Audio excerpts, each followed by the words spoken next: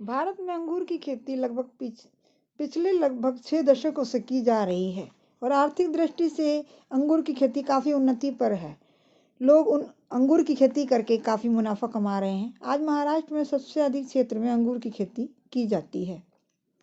भारत में अंगूर की उत्पादकता पूरे विश्व में फैली हुई है और अंगूर की उचित कटाई छटाई की तकनीक का उपयोग करके लोग बहुत ज़्यादा मुनाफा कमा रहे हैं और विभिन्न क्षेत्रों में इसका व्यापार चल रहा है। आज आपको हम बताते हैं कि अंगूर की कौन कौन सी किस्में हैं जिनको लगाकर आप अपनी फसल को बहुत बड़ा बना सकते हैं और मुनाफा कमा सकते हैं और इस व्यापार को आगे बढ़ा सकते हैं। इसकी कुछ प्रमुख किस्में हैं जो मैं आपको बताती हूँ। इसकी पहली किस्म मैं बताती हूँ आपको, अनब ए शाही। ये किस्म आंध्र प्रदेश, पंजाब, हरियाणा और कर्नाटक राज्यों में उगाई जाती है।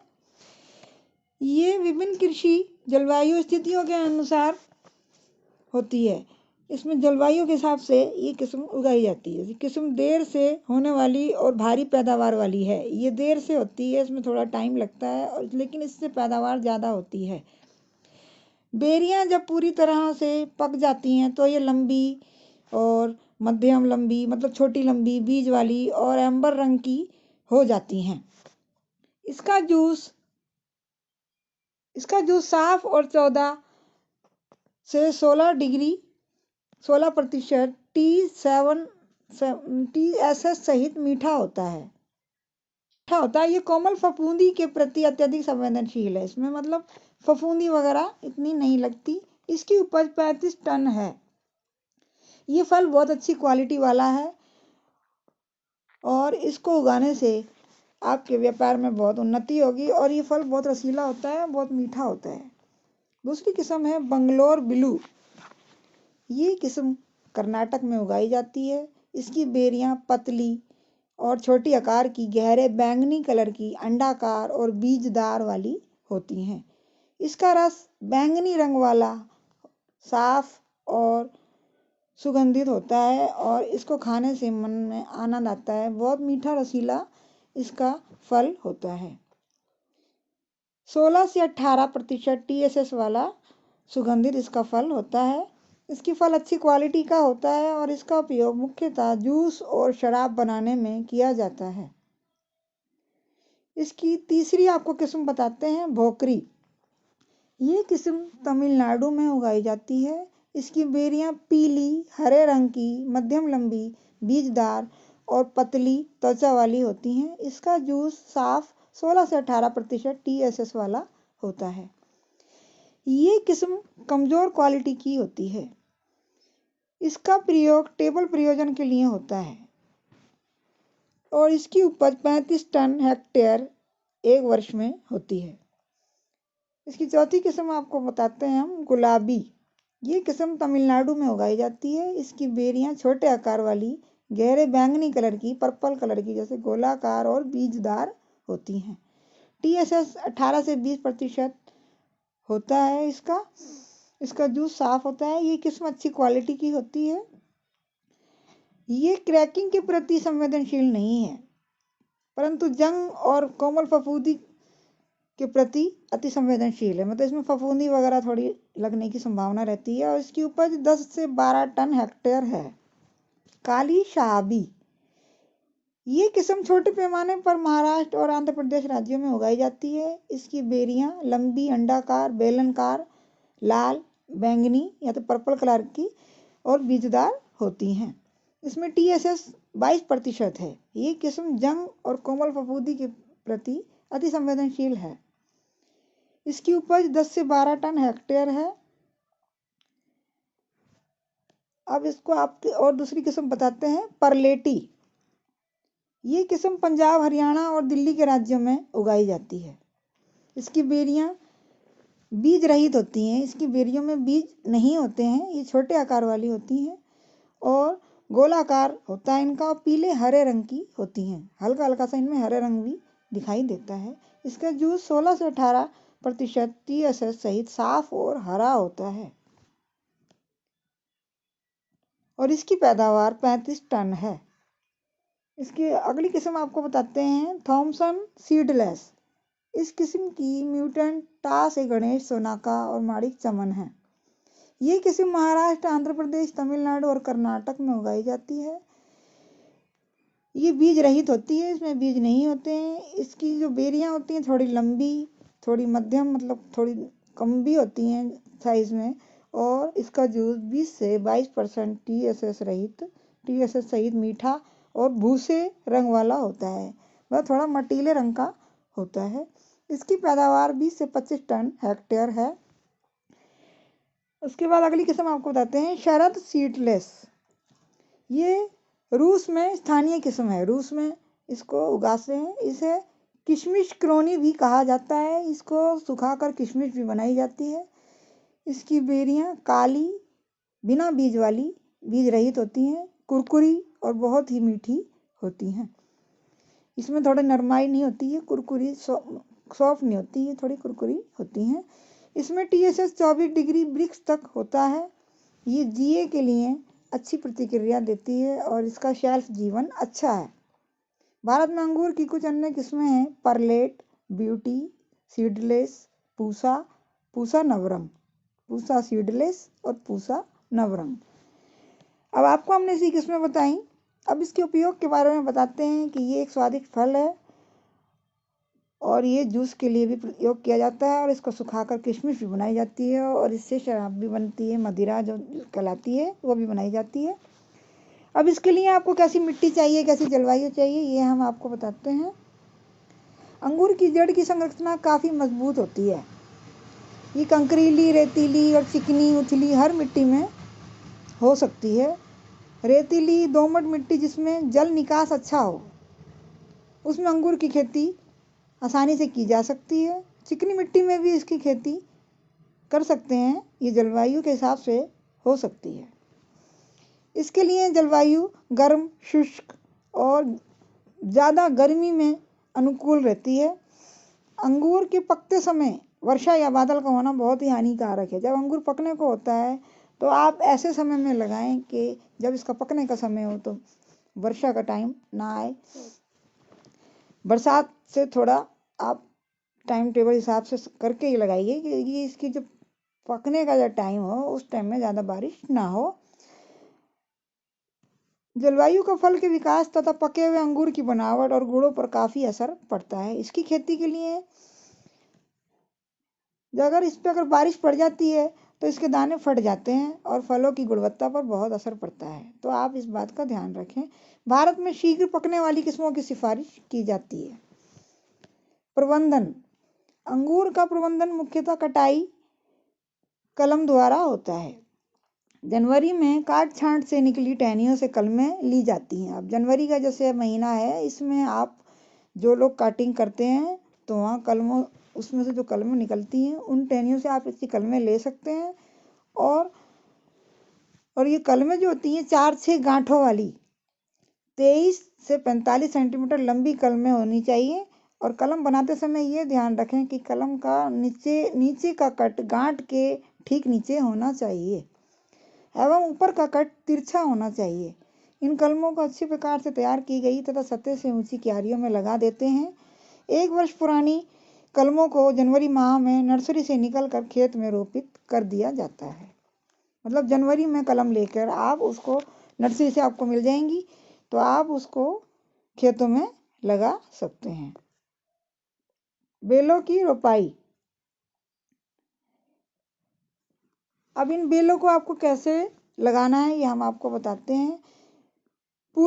रोपाई से पूर्व मिट्टी की जांच अवश्य करा लें और खेत को भली भांति तैयार कर लें, उसको अच्छे से निराई कर लें उसकी।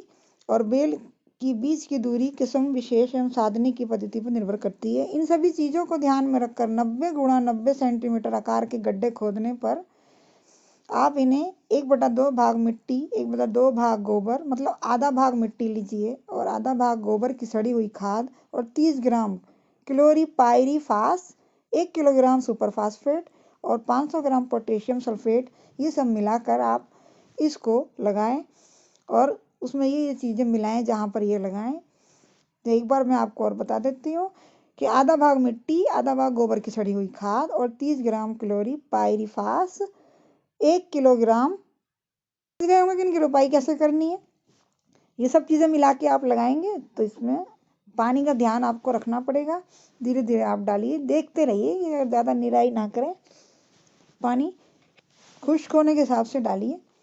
बेलों की छटाई कैसे करें? अब जब बेलें बड़ी हो जाएं तो अंगूर की बेल पंडाल, टेलीफोन, निफिल एवं हेड आदि पद्धतियाँ इसमें प्रचलित हैं। बेलों को साधने के लिए 2.1 और 2.5 मीटर ऊंचाई पर कंक्रीट के खंभों के सहारे लगी तारों के जाल पर बेलों को फैलाया जाता है। जाल तक पहुंचने के लिए केवल एक ही ताना बना दिया जाता है। तारों के जाल पर पहुंचने पर ताने को काट दिया जाता है ताकि शाखाएं उग आएं।